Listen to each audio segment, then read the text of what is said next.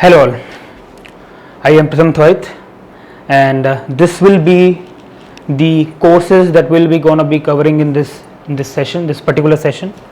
Okay, I'll take you through to this session for the digital logic and this will be a very short and crisp introductory video जिसमें हम लोग ये सब discuss करेंगे हम लोग आने वाले वीडियोस में क्या क्या पढ़ेंगे. Okay, as we all know digital logic अच्छा खासा इंपॉर्टेंट वेटेज रखता है हमारे गेट के सिलेबस में. ओके, एक बहुत कॉमन चीज़ है जो मैं अभी से क्लियर करना चाहूँगा कि ये जो पर्टिकुलर कोर्स है दिस इज मतलब वे बियॉन्ड और वे सुपीरियर देन दी यूनिवर्सिटी कोर्सेज. ओके, अगर हम लोग ये कवर कर जाएं तो यूनिवर्सिटी कोर्सेज भी हो जाएगा. Okay, so this is particularly targeted to the GATE audience. Okay, for the GATE CSE audience और to be very precise if I say. Okay, digital logic जैसे कि हमको पता है 4 to 6 मार्क्स का बहुत भारी वेटेज रखता है. Okay, I will just right it down.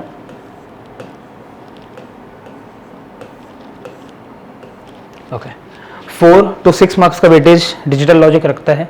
Digital logic अपने आप में कंप्लीट सब्जेक्ट है और डिजिटल लॉजिक के कुछ कंसेप्ट्स हम लोग को COA the computer organization and architecture जो कि एक बहुत ही ज़्यादा इंपॉर्टेंट एक और गेट सब्जेक्ट है उसमें भी ये वेटेज रखता है. ओके, अगर हम लोग को डिजिटल लॉजिक के कंसेप्ट्स नहीं पता या कुछ ऐसे कंसेप्ट्स हैं जैसे कि हम लोग आगे पढ़ेंगे कॉम्बिनेशनल सर्किट्स में डिकोडर हो गया हमारा एनकोडर हो गया, अगर उसके कंसेप्ट्स हमको नहीं पता है इन केस हमको नहीं आते हैं तो COA में हमको थोड़ी बहुत परेशानी हो सकती है. मल्टीप्लेक्सर का भी एक कंसेप्ट है जो कि काफ़ी इंपॉर्टेंट है.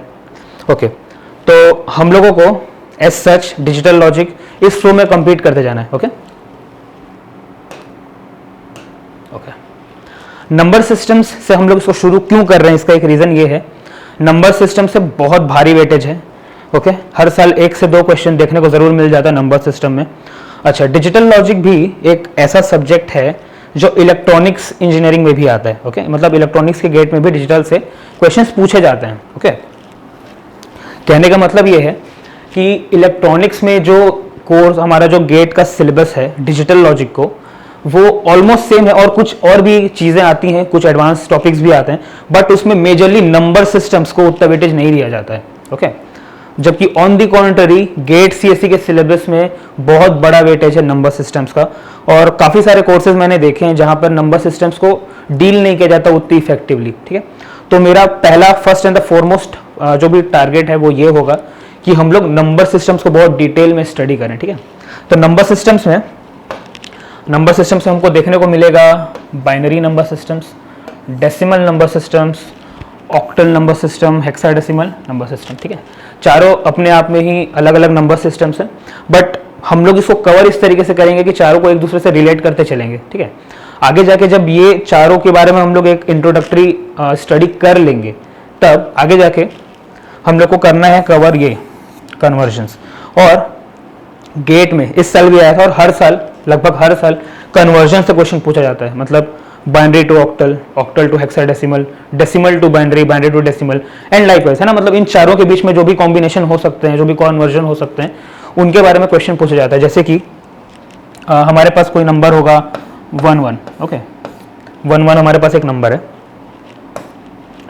अब हमें इसका बेस नहीं पता. Base in the sense 11 can be a binary number also. Okay, 11 can be a hexadecimal number also, a decimal number and as well as an octal number as well. ठीक है, तो जब तक हमको नंबर सिस्टम नहीं पता होंगे हम लोग कोई सिस्टम डिजाइन नहीं कर सकते. सिस्टम इन द सेंस हमारे जो रजिस्टर्स के मेमोरी एड्रेस होते हैं, मतलब कंप्यूटर में रजिस्टर्स होते हैं, रजिस्टर्स के मेमोरी एड्रेस होते हैं जिसके बारे में और डिटेल में पढ़ा जाता है COA में. बट जो इसके एड्रेसेस होते हैं मतलब रजिस्टर के जो एड्रेस होते हैं, अभी के लिए आप इतना जान लीजिए रजिस्टर के जो एड्रेसेस होते हैं उसको हेक्साडेसिमल से नंबरिंग की जाती है. ठीक है, क्यों की जाती है ये हम लोग अभी पढ़ेंगे, नंबर सिस्टम में ही पढ़ेंगे. ठीक है, तो अपने आप में अच्छा खासा वेटेज है नंबर सिस्टम का. कहने का इतने बड़े डिस्कशन का सिर्फ इतना सही मतलब है कि नंबर सिस्टम गेट CSE के डिजिटल लॉजिक के सिलेबस में अच्छा खासा बड़ा वेटेज रखता है. ठीक है, तो हम लोग सबसे पहले ये कवर करेंगे और इसके प्रीवियस से हम लोग क्वेश्चंस भी लगाएंगे. ठीक है, और आप लोग देखेंगे क्वेश्चंस काफ़ी ज़्यादा टफ नहीं आते हैं बट ऐसा है कि कुछ कंसेप्चुअल क्वेश्चंस आते हैं. ठीक है, तो कंसेप्ट से डील करना है rather than just mugging up things. We need to deal with the concepts. Okay, moving on. Next जो चीज़ है दिस इज बेसिक गेट्स। जैसे ही हम लोग नंबर सिस्टम्स कवर कर लेंगे बेसिक गेट्स करेंगे, ठीक है। बेसिक गेट्स भी बहुत कंपैरेटिवली इजी टॉपिक्स हैं, डिजिटल लॉजिक में और भी बहुत टॉपिक्स हैं, बट इसका बेस क्लियर होना ज़रूरी क्यों है? क्योंकि आगे जाके हम लोगों को पढ़ना है combinational circuits, sequential circuits. These are nothing but the combinations of basics and universal gates, ठीक है। तो क्या क्या कवर करेंगे? तो हम AND gate, OR gate, NOT gate,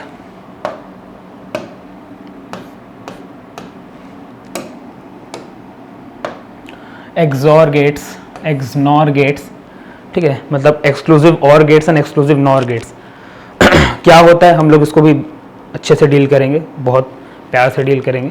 इसके ट्रुथ टेबल हमको देखना है, इससे रिलेटेड हमको सर्किट्स देखना है। गेट मीन्स से क्वेश्चन इस तरीके से आते हैं कि कुछ गेट्स के कॉम्बिनेशन होंगे हमारे पास, लाइक दो एंड गेट कनेक्टेड है, दो नॉट गेट कनेक्टेड है, एक एंड, एक नॉट, एक और, ऐसा करके एक सर्किट है, ठीक है। और उसके इनपुट्स दिए हुए हैं ए बी समथिंग, एक इमेजिन हम लोग कर सकते हैं ए बी एक सर्किट दिया हुआ है। बस फिर उस सर्किट से हमारा आउटपुट क्या हमको जनरेट मिलेगा, मतलब उस पर्टिकुलर कॉम्बिनेशन ऑफ इनपुट से हमको क्या आउटपुट जनरेट करेंगे, इस तरीके के क्वेश्चंस आते हैं, ठीक है। बहुत ज़्यादा टफ क्वेश्चन नहीं होते हैं, अगेन कंसेप्चुअल होते हैं। If we remember the functioning of AND OR NOT, और ये फंक्शनिंग हम लोग समझेंगे बिल्कुल उसके बेसिक से आके, मतलब ट्रुथ टेबल से हम लोग ये समझ जाएंगे, ठीक है। ओके, जैसे ही बेसिक गेट्स कवर होता है, इसके कुछ क्वेश्चंस हम लोग कवर करते हैं, उसके आगे जाएंगे हम लोग तो मिलेगा हमको यूनिवर्सल गेट्स, ठीक है। यूनिवर्सल गेट एक बहुत ही ज़्यादा इंपॉर्टेंट टॉपिक है, not only in the GATE के पॉइंट ऑफ व्यू से ज़्यादा, बल्कि इन जनरल भी नॉर और नैंड जानना ज़रूरी इसलिए भी है। काफ़ी सारे सिस्टम होते हैं, यूनिवर्सल गेट इनका नाम इसलिए पड़ा हुआ है क्योंकि हम लोग नॉर से और नैंड से, ठीक है, इंडिविजुअली भी नॉर और नैंड से, मतलब नैंड नैंड नैंड ऐसा जोड़कर भी इंडिविजुअली भी हम लोग ऊपर दिए हुए हर सारे फंक्शंस, मतलब सारे गेट्स हम लोग जनरेट कर सकते हैं, ठीक है। कैसे करेंगे वो हम लोग जरूर पढ़ेंगे आगे जाके। नॉर से भी सिमिलरली, नॉर से भी हम लोग सारे के सारे जितने भी गेट्स हैं तो हम लोग डिराइव कर सकते हैं, स्टडी कर सकते हैं, ठीक है। अच्छा, किसी के मन में अगर ये डाउट आ रहा हो कि अगर हम लोग नॉर और नैंड से ही सब कुछ जनरेट कर सकते हैं तो बाकी चीज़ें पढ़ने की ज़रूरत क्या है ना। तो ये डाउट अपने मन में ज़रूर रखना, जब हम लोग आगे जाके पढ़ेंगे गेट्स तब मैं आपको सबसे पहले वहीं से शुरू करूँगा कि हम लोग बाकी गेट्स क्यों पढ़ रहे हैं अगर दो गेट से हमारा काम हो जाता है तो। Okay, moving on, another very very important topic and relatively very I will say बहुत ही इजी टॉपिक है के मैप्स। के मैप से हर साल क्वेश्चन देखने को मिलेगा आपको, हर साल, या तो ऑल्टरनेट ईयर्स में मिल जाएगा या तो हर साल मिल जाएगा, ठीक है। गेट से हर साल क्वेश्चन आएगा या नहीं, कोई श्योरिटी से नहीं बोल सकते। नंबर सिस्टम से हाँ बिल्कुल एक क्वेश्चन आ ही जाता है, दिख ही जाता है, वैसे ही सिमिलरली के मैप से दिख जाता है, ठीक है। मतलब मैं ये नहीं बोलता कि सिर्फ के मैप से आएगा, के मैप के कुछ कंसेप्ट से आएगा, लाइक इसमें भी कुछ कंसेप्ट होते हैं, ठीक है। वो कंसेप्ट क्या हैं? के मैप्स में हमको देखने को मिलता है पी आई, ओके, ईपीआई, और एक कंसेप्ट है आरपीआई। ये सब क्या है? के मैप्स हो सकता है हमको सॉल्व करना आता हो ऑलरेडी, ठीक है, हो सकता है हमको के मैप ड्रॉ करना आता है, हो सकता है हमको 5 वेरिएबल के मैप आता हो, 4 आता हो, 3 आता हो, 2 आता हो, ठीक है। बट गेट में क्वेश्चन किस तरीके से पूछे जाते हैं, एज ए सेड, और मैं ये बात बार बार रिपीट करता रहूंगा कि ये पर्टिकुलर कोर्स जो है that is directly related to the GATE CSE syllabus, ठीक है, बिल्कुल रेलिवेंट रखेंगे। तो गेट में क्वेश्चंस इससे पूछे जाते हैं, prime implicants, essential prime implicants, redundant prime implicants. आपको कुछ मिनटम्स दे दिए होंगे, उस मिनटम के यूज से आपको के मैप ड्रॉ करना है, ठीक है। ड्रॉ करने से पहले भी आपको ये डिसाइड करना है कि ये क्या 3 वेरिएबल में हो सकता है, क्या ये 4 वेरिएबल में हो सकता है, क्या ये 5 वेरिएबल में हो सकता है। तो वो डिसाइड कैसे करते हैं वो हम लोग आगे जाके डिस्कस करेंगे, ठीक है। प्राइम इम्प्लीकेंट्स क्या होते हैं, एसेंशियल प्राइम इम्प्लीकेंट्स क्या होते हैं, रिडंडेंट प्राइम इम्प्लीकेंट्स क्या होते हैं, वो भी हम लोग इसमें स्टडी करेंगे के मैप्स में। तो ये कुछ ऐसे टॉपिक्स हैं जो गेट में अच्छा खासा वेटेज रखते हैं, और यही रीज़न है कि मैं ये सबसे पहले स्टार्ट करूँ और ये फ्लो के हिसाब से मैं जाऊँगा ऐसा। तो आपको मेरे हिसाब से ये सब क्लियर हो गया होगा, है ना। चलिए आगे चलेंगे तो हम लोग पढ़ेंगे बूलियन अलजेब्रा। बूलियन अलजेब्रा क्या है? तो एक बूलियन अलजेब्रा एक तरीके का अलजेब्रा या एक तरीके की ऐसी मैथमेटिक्स की ब्रांच है जिसपे पूरी तरीके से कंप्यूटर फंडामेंटल्स टिका हुआ है। अब इसका मतलब क्या है, कंप्यूटर फंडामेंटल टिका हुआ का मतलब क्या है? हम लोग आगे चलेंगे तो हम लोग जैसे नंबर सिस्टम्स में ही स्टडी करेंगे कि बाइनरी में 1 + 0 जो है दैट इज 1, ठीक है। बोलेंगे इसमें क्या बड़ी बात है, ये तो डेसिमल में भी होता है। चलिए 1 + 1 in Boolean will be 0 with a carry 1। ये तो डेसिमल में नहीं होता है ना। फिर से 1 1 1 is 1 with a carry 1।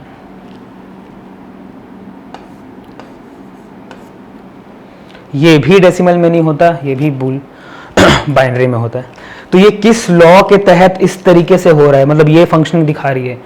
This is all related to the Boolean algebra, right. तो कहने का मतलब ये है कि हमको बूलियन अलजेब्रा कवर करना है, और क्यों कवर करना है, उसकी मतलब क्या है, क्या उससे क्वेश्चंस आते हैं, वो सब हम लोग जाएंगे जब ये पढ़ रहे होंगे, जब ये कवर कर रहे होंगे, तो उस लेक्चर में हम लोग इसको कवर करेंगे, ठीक है। चलो, तो बूलियन अलजेब्रा में कुछ लॉज आते हैं। एक बहुत ही इंपॉर्टेंट लॉ जो कि है डी मॉर्गन्स लॉ, ठीक है। तो डी मॉर्गन्स लॉ का मैं आपको एक शॉर्टकट बताऊंगा, और डी मॉर्गन लॉ मतलब मिनिमाइजेशन से कभी कभार क्वेश्चन पूछ लेते हैं, कभी नहीं पूछते हैं, बट ईजी टॉपिक है, रेलिवेंट टॉपिक है, और क्वेश्चंस एक्सपेक्ट किए जा सकते हैं, है ना। अभी तक जितने भी टॉपिक्स मैंने बोले उनसे क्वेश्चन एक्सपेक्ट किए जाते हैं। क्यों बोलो, अगर आप प्रीवियस ईयर के पेपर्स खोल के देखेंगे, प्रीवियस ईयर गेट सीएससी अगर आप लोग देखेंगे तो आपको पता चलेगा कि इनसे रिलेटिवली बहुत हायर नंबर ऑफ क्वेश्चंस पूछे जाते हैं। हर साल तो नहीं पूछ सकते, ऑफ कोर्स हर साल हर टॉपिक क्वेश्चन नहीं पूछ सकते, बट क्वेश्चंस जो हैं बहुत ही रेलिवेंट हैं और काफ़ी एक ही सिमिलर पैटर्न से क्वेश्चन आते हैं। तो डिजिटल लॉजिक फेयरली एक ईजी सब्जेक्ट माना जाता है गेट में to fetch your marks, right. Moving on, हम लोग पढ़ेंगे मिनिमाइजेशन टेक्निक्स, ठीक है। मिनिमाइजेशन टेक्निक्स हम लोग बूलियन के कुछ लॉस से भी मिनिमाइज करेंगे मिन टर्म्स को, वैसे ही सिमिलरली के मैप्स का यूज करके भी हम लोग उसको मिनिमाइज करेंगे, ओके। चलते हैं, देन आता है SOP and POS. One of the major जो इम्पोर्टेंस है हमारा ये सब डिजिटल लॉजिक पढ़ने का, जो मोटिव भी है, वो ये दोनों चीज़ें हैं, SOP and POS, sum of product and product of sums, ठीक है। SOP is also known as sum of product, okay. Sum of product मतलब क्या होगा, किसी चीज़ का सम है हमारे पास, सॉरी हमारे पास किसी चीज़ का प्रोडक्ट है, मतलब X Y, Y Z, Z X, ये प्रोडक्ट है, एक्स और वाई का प्रोडक्ट है, ये वाई और जेड का प्रोडक्ट है, और ये जेड और एक्स का प्रोडक्ट है ना। तो sum of product as the name suggests, हमको क्या पता चल रहा है कि प्रोडक्ट का सम है, मतलब इन सब का आपस में हम लोग अगर सम कर देंगे तो हमको एक एसओपी मिल गया, ठीक है, जिसको हम लोग मिन टर्म्स भी बोलते हैं।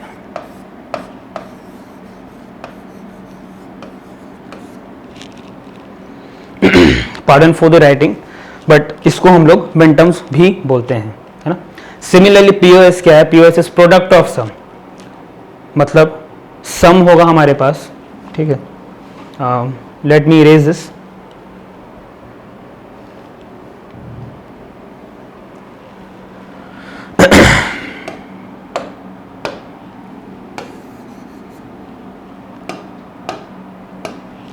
प्रोडक्ट ऑफ सम मतलब हमारे पास कोई सम होगा, ये एक सम है, ठीक है।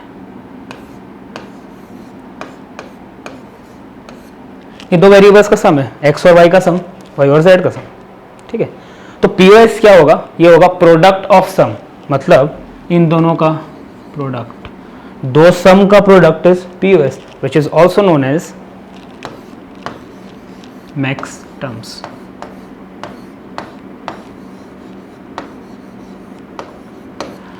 ये चीज़ें अभी समझ में आ रही हैं, नहीं आ रही, कोई फर्क नहीं पड़ता, ये इंट्रोडक्टरी लेक्चर है, सब कुछ बहुत ही डिटेल में स्टडी की जाएगी, ठीक है।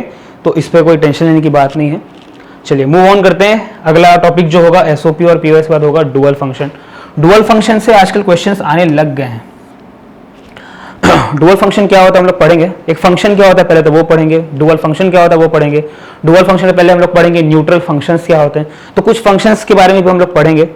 रिलेटिवली इसका भी आजकल देखा जा रहा है कि कुछ नए क्वेश्चन इससे फ्रेम किए जा रहे हैं, तो मेरे हिसाब से इसका वेटेज अच्छा खासा होगा। तो हाँ, तो हम लोग एक डुअल फंक्शन भी स्टडी करेंगे, ओके। मूविंग ऑन, उसके बाद आते हैं ये दोनों बहुत बड़े और भयंकर topics, combinational circuits and sequential circuits, ठीक है। जहाँ तक अभी मैंने जो भी सिलेबस डिस्कस किया यहाँ तक यूजुअली, मतलब अगर मैं इतने की बात करूँ और नंबर सिस्टम की बात नहीं करूँ, तो यूजुअली यहाँ पर ज़्यादा लोगों को प्रॉब्लम नहीं आते हैं। ओके, तो यहाँ पर यूजुअली इन सब टॉपिक्स में लोगों को प्रॉब्लम नहीं आते हैं, मतलब ना के ही बराबर आते हैं, किसी को आते भी हैं तो क्लियरली हो जाता है, ठीक है, मतलब नंबर सिस्टम्स को अगर हटा दिया जाए तो। बट आगे चलें तो कॉम्बिनेशनल और सीक्वेंशियल सर्किट्स में अच्छा खासा लोगों को प्रॉब्लम फेस करने को मिलता है, ठीक है। तो मेरा बहुत मेजर फोकस होगा इन दो टॉपिक्स पे। इन दो टॉपिक्स में कुछ ऐसे सब टॉपिक्स हैं जैसे कि हाफ एडर है, हाफ सब्ट्रैक्टर है, full adder, full subtractor, decoder, encoder, mux, ripple carry adder. Mux के साथ हम लोग पढ़ेंगे डी मक्स भी, ठीक है। अब लोग इसमें गलती क्या करते हैं कि लोग रश करते हैं उन चीज़ों पे जो फेयरली टफ तो ऑफकोर्स है, बट फेयरली उसका वेटेज उतना ज़्यादा नहीं है। मतलब हमको करना क्या है, हमको करना है smart work rather than donkey work. We need to do the smart work. Now what is an smart work? Okay, half adder, half subtractor, full adder, full subtractor. लोग करने की कोशिश क्या करते हैं कि पूरा सर्किट मगअप करना चाहते हैं। पूरा बड़ा सा सर्किट है और दो हाफ एडर से हम लोग सब्ट्रैक्टर कैसे बनाएंगे, तो वो circuit rather than memorising this circuit, कभी भी आप देखोगे तो सिर्फ निमोनिक से क्वेश्चन पूछा जाता है। मतलब क्या कि एक फुल एडर अगर मैं बना रहा हूँ, ठीक है, फॉर इंस्टेंस अगर मैं एक फुल एडर बना रहा हूँ तो मुझे कितना हाफ एडर लगेगा, ठीक है। अभी के टाइम में आपके लिए ये रेलिवेंट नहीं है, लेकिन मैं आपको बता दूं तो दो हाफ एडर प्लस एक और गेट लगता है, ठीक है। अब इतनी सी जानकारी से हमारा काम हो सकता है, बहुत आराम से हो सकता है। कोई भी क्वेश्चन उठा के देख लो आप, फुल एडर पे, फुल सब्ट्रैक्टर पे, इतनी सी जानकारी से हमारा काम हो सकता है। लेकिन नहीं, हम लोग करने की कोशिश क्या करते हैं, हम लोग पूरे सर्किट मेमोराइज करने की कोशिश करते हैं। अगेन यूनिवर्सिटी में इसका वेटेज है, बट इस वर्क का वेटेज सिर्फ और सिर्फ आपको गेट में देखने को मिलेगा। और अगर आप गेट के पॉइंट ऑफ व्यू से प्रिपेयर कर रहे हैं तो मैं आपको यही एडवाइस करूंगा कि मैं जिस फ्लो में इसको पढ़ाऊंगा, ऑफकोर्स मैं सर्किट डील करूंगा, बट अगर मैं एक का सर्किट डील करता हूं तो उसका ये मतलब नहीं है कि मैं फुल सब्ट्रैक्टर का सर्किट भी अगेन पूरा वही डील करूंगा, फिर वो भी एक तरीके का डोंकी वर्क हो जाएगा, राइट। सो कॉम्बिनेशनल सर्किट्स को हम लोग को आसान बनाना है, तो मैं जिस फ्लो में पढ़ूंगा और जिस फ्लो में पढ़ाऊंगा वो फ्लो अगर आप फॉलो करते हैं देन डेफिनेटली, मैं ये नहीं बोलता कि मैं सबसे अच्छा पढ़ाऊंगा, बट डेफिनेटली अगर आप इस फ्लो से आराम से प्यार से पढ़ेंगे, एक दिन में 2-2 वीडियोस भी इसके देखेंगे, बहुत आराम से क्लियर हो जाएगा, ठीक है। और क्या ट्रिक हम लोग यूज़ करेंगे क्वेश्चन सॉल्व करने में, क्या ट्रिक हम लोग यूज़ करेंगे अगर कहीं फंस गए तो वो सब कुछ ट्रिक से भी सॉल्व होगा, ठीक है। तो प्रीवियस ईयर क्वेश्चन बहुत ही डिटेल में होंगे कवर। मेरा सिर्फ एक ही मोटिव है इस वीडियो को लेके कि क्वेश्चंस में पेन चलाना आना चाहिए, ठीक है। होता क्या है, कोर्सेस कवर हो जाते हैं, सिर्फ डिजिटल की बात नहीं कर रहा हूँ, किसी भी गेट के और किसी भी ब्रांच के सिलेबस की मैं अगर आपसे बात करूँ तो होता क्या है कि हम लोग सिलेबस पूरा कवर कर लेते हैं, सब कुछ हो जाता है, बट पेन चलाना नहीं आता क्वेश्चन में। और एक कब पता चलता है, जब हम लोग मॉक देने बैठते हैं या हम लोग कुछ क्वेश्चन सॉल्व करने बैठते हैं तो लगता है यार हमने तो सब पढ़ा है, सब कुछ किया है, फिर भी समझ में क्यों नहीं आ रहा, मतलब फिर भी क्वेश्चन क्यों नहीं हो रहा, ठीक है। तो main motive of this all, मतलब ये जो पूरी मैं जो लेक्चर यहाँ पर डिस्कस करूंगा डिजिटल का, एक ही मोटिव होगा कि हमको पेन चलाना आना चाहिए। अब एक एक क्वेश्चन आपको, अगर आपकी एक्सपेक्टेशन है कि एक एक क्वेश्चन सॉल्व होगा, ऐसा नहीं हो सकता, बिल्कुल भी नहीं हो सकता। और आपको भी पता है, अब पेपर आपको निकालना है, मुझे नहीं, आपको बिल्कुल पेपर निकालना है, तो आपको करना आना पड़ेगा। मैं सिर्फ आपको बताऊंगा कि किस तरीके से करना है, कैसे होगा, कहाँ पे डिफिकल्टी आती है, कहाँ पे डिफिकल्टी नहीं आती, ठीक है। चलो let's come back to the topic. Decoder and coder भी फेयरली ठीक ठाक टॉपिक है, मतलब जिससे कभी कभार क्वेश्चन देखने को मिल जाते हैं। बहुत ज़्यादा भयंकर टाइप के क्वेश्चन नहीं मिलेंगे आपको, बट मिल जाते हैं। अच्छा, इसमें सबसे important, let me mark this as very important please,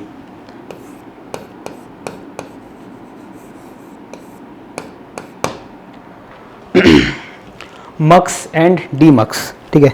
बहुत ही इंपॉर्टेंट टॉपिक है, और बहुत ही इंपॉर्टेंट टॉपिक इसलिए है क्योंकि मल्टीप्लेक्सर एक इजी टॉपिक है, बट इससे क्वेश्चन काफ़ी अच्छे हाई ऑर्डर के सेट करते हैं। जो भी पेपर सेट करता है वो काफ़ी अच्छे क्वेश्चन इससे सेट करता है, ठीक है। लाइक 5x32 अगर कोई मल्टीप्लेक्सर है तो कितने 2x4 के मल्टीप्लेक्सर हमको लगेंगे। लाइकवाइज इस तरीके के क्वेश्चन मल्टीप्लेक्सर में बहुत अच्छे से सेट किए जाते हैं। वैसे ही 2-3 मल्टीप्लेक्सर का कॉम्बिनेशन होगा, मतलब एक मल्टीप्लेक्सर ये, एक मल्टीप्लेक्सर ये, एक मल्टीप्लेक्सर ये, और ये आपस में जुड़े हुए हैं, कुछ इनके इनपुट्स हैं,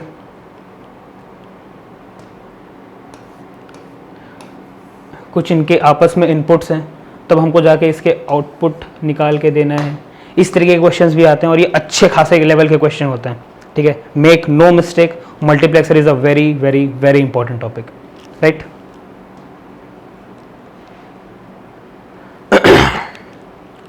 moving on, ripple carry adder जो है वो भी फेयरली ठीक ठाक टॉपिक है। इससे ज़्यादातर क्वेश्चंस जो होते हैं वो टाइम रिलेटेड क्वेश्चंस होते हैं, ठीक है। What is time related question, तो हम लोग जब ये पढ़ेंगे तो मैं आपको बताऊंगा टाइम रिलेटेड क्वेश्चंस क्या हैं। डिले के क्वेश्चंस इसमें पूछे जाते हैं, तो इसके एक पर्टिकुलर एक पैटर्न ही है रिपल कैरी एडर से क्वेश्चन पूछने के। बहुत ज़्यादा अच्छा, बहुत ज़्यादा बुरा भी नहीं है, मिडिल ग्राउंड का क्वेश्चन पूछा जाता है और काफ़ी कंसेप्चुअल नहीं बोल सकते, इसके एक ही कंसेप्ट है जो आपको मैं डिस्कस करूंगा, उसी कंसेप्ट से क्वेश्चन पूछे जाते हैं। Okay, moving on. फिर आता है sequential circuit, the most scary topic हर किसी के लिए जो होता है ना। अगेन वही बात मैं करूंगा कि इसमें भी लोग डोंकी वर्क करते फंस जाते हैं, ट्रिक्स पे ध्यान नहीं देते, इसीलिए सीक्वेंशियल सर्किट जो है जो लोगों को टफ लगता है। ऐसे बहुत से लोगों को मैं जानता हूं जिन लोगों को सीक्वेंशियल सर्किट फेयरली बहुत ईजी लगता है, क्योंकि हम सब ने इस तरीके से ही सीक्वेंशियल सर्किट को पढ़ा है कि इसमें एक सेट ऑफ रूल्स, अगर मैं आपको कुछ बताऊं कि एल्गोरिदम में क्या होता है, तो एल्गोरिदम में होता है एक सेट ऑफ रूल, है ना। एक सेट ऑफ रूल्स के तहत अगर आप उसको करोगे कि नहीं, कोई चीज़ है उसको करने की, उसके 4 ही रूल हैं, ठीक है। अगर पहला नहीं तो दूसरा, दूसरा नहीं तो तीसरा, तीसरा नहीं तो चौथा, 4 में से ही किसी एक रूल से ही अगर सॉल्व होगा, आपको अगर कोई बता दे तो आपके पास क्या करना है, आपको बस वो चारों में से कोई एक रूल अप्लाई करके देखते जाना है, hit and trial, trial and elimination. उसी तरीके से ही सीक्वेंशियल के क्वेश्चन भी सॉल्व होते हैं। कुछ कंसेप्ट्स हैं जो हम लोग डिस्कस करेंगे। हम लोग शुरू करेंगे सीक्वेंशियल वर्सेस कॉम्बिनेशनल के डिस्कशन के साथ, आगे बढ़ेंगे, पढ़ेंगे what is latch, latch and flip flop में डिफरेंस क्या है वो कवर करने के बाद ये है सबसे इंपॉर्टेंट टॉपिक इसके, और यही इनका बेस भी कवर करता है। इस पूरे सीक्वेंशियल सर्किट का बेस ही ये 4 पे डिपेंड करता है, SR flip flop, D flip flop, JK flip flop and T flip flop. Okay, इन सब का कैरेक्टरिस्टिक टेबल हम लोग पढ़ेंगे और साथ में पढ़ेंगे excitation table. Now what is N excitation table, ये भी हम लोग तब पढ़ेंगे जब सीक्वेंशियल में इसकी ज़रूरत होगी। अभी फालतू का डिस्कशन करने से कोई मतलब नहीं है, वीडियो लंबा जाएगा। इससे अच्छा कि एक्साइटेशन टेबल क्या है, क्यों है, ये हम लोग सबसे एंडिंग में पढ़ेंगे। Okay, moving on. इसके बाद हम लोग को कवर करना है रजिस्टर्स। रजिस्टर्स में बहुत भारी डिस्कशन नहीं होगा क्योंकि इससे ज़्यादा क्वेश्चंस आते नहीं हैं, ठीक है। इनका हम लोग सर्किट डिस्कस कर लेंगे और इसकी फंक्शन डिस्कस कर लेंगे। रजिस्टर्स ऐसा 4 तरीके के होते हैं, serial in, serial out, parallel in, parallel out, serial in, parallel out and parallel in, serial out, ठीक है। In out, in out, in out का कॉम्बिनेशन है बस। रजिस्टर से क्वेश्चंस बिट वाइज वाले कुछ क्वेश्चंस आते हैं कि कुछ बिट्स को अगर हम लोग इनपुट में दें तो वो समथिंग ऑपरेशन के बाद क्या आउटपुट देगा, तो वो हम लोग देखेंगे आगे चल के रजिस्टर्स। तो बस अभी के लिए इतना ध्यान में रख लो कि रजिस्टर्स जो हैं बहुत ज़्यादा इंपॉर्टेंट वेटेज नहीं रखते हैं, ठीक है। चलो आगे चलेंगे। Counters, counters again very important topic. इन पूरे सीक्वेंशियल से अगर आपको कुछ क्वेश्चन रेगुलरली देखने को मिलेंगे तो दिस इज काउंटर्स, ठीक है। काउंटर्स में भी 2 हैं, एक होता है सिंक्रोनस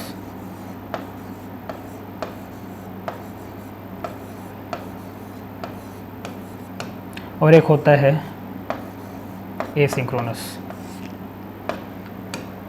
ठीक है। दोनों की अपनी अपनी फंक्शनिंग है, दोनों एक दूसरे से रिलेटेड है भी और नहीं भी। दोनों को क्वेश्चन सॉल्व करने का अप्रोच दूसरा होता है, दोनों को अप्रोच करने का भी जो भी हमारा तरीका है वो बहुत ही डिफरेंट है, ठीक है। पूरा डिस्कशन सीक्वेंशियल का डिपेंड करता है इन चारों पे और फिर सीधा हम लोग शिफ्ट कर जाएंगे काउंटर्स पे। काउंटर्स बहुत ही इंपॉर्टेंट वेटेज रखते हैं, काफ़ी सारे क्वेश्चन आपको देखने को मिल जाएंगे क्वेश्चंस इसके, और फेयरली टफ टॉपिक मैं बोल सकता हूँ कैटेगराइज अगर हम लोग करना चाहें तो।